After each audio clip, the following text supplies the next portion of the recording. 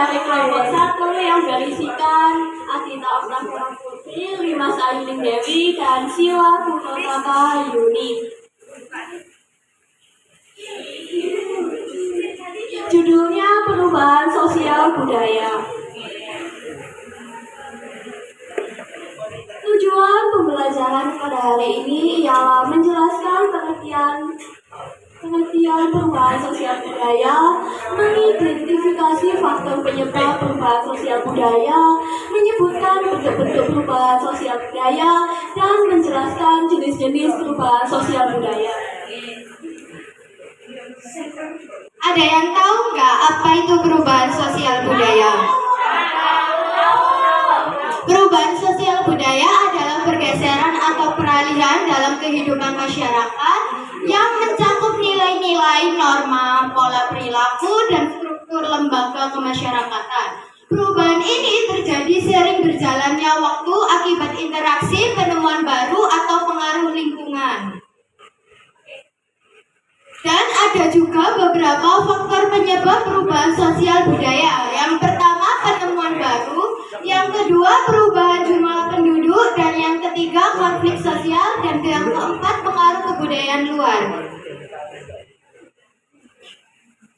Jenis-jenis perubahan sosial budaya yang pertama berdasarkan waktu, dibagi ke dalam perubahan sosial cepat dan lambat.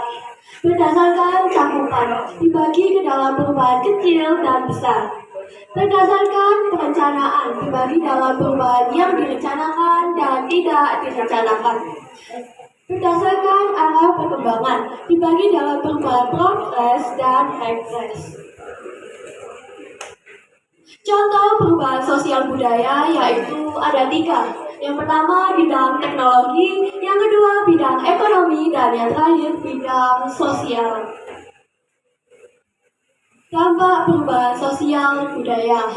Yang dampak positifnya tercipta pola pikir yang maju dan semakin terbukanya mobilitas sosial. Meningkatnya pengakuan terhadap hak asasi manusia dan pendidikan meningkat, teknologi semakin maju. Ada juga dampak negatifnya. Yang pertama, terjadinya kesenjangan sosial, munculnya perilaku negatif di masyarakat, faktor pergeseran nilai dan norma, faktor desakan kebutuhan ekonomi, pola hidup konsumtif, dan sikap individualisme.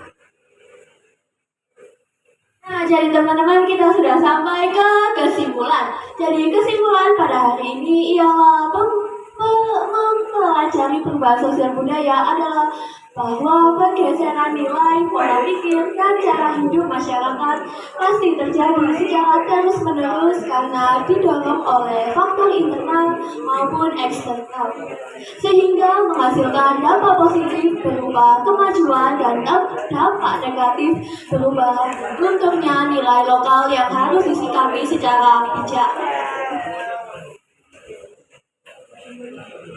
Oke, waktunya habis.